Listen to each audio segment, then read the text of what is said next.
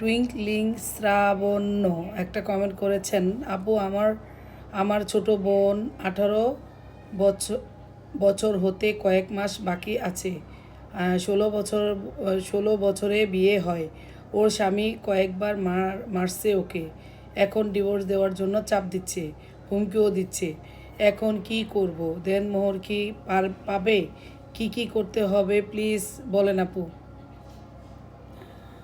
16 বছর বয়সে যখন বিয়ে হয়, এটা যদি পারিবারিকভাবে হয়েছে নাকি জানি না।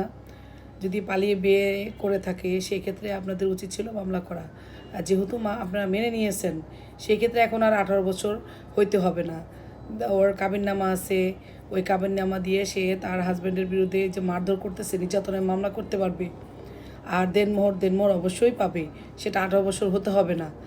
এটা পারিবারিক আদালতে গিয়ে কাবিননামা দিয়ে মামলা করলেই সে তার দেনমোহর পাবে। এবং তার হাজব্যান্ড যদি তাকে নির্যাতন করে থাকে সেক্ষেত্রে আপনারা মামলা দিতে পারবেন, কোনো সমস্যা নাই। 18 বছর হইতে হবে না।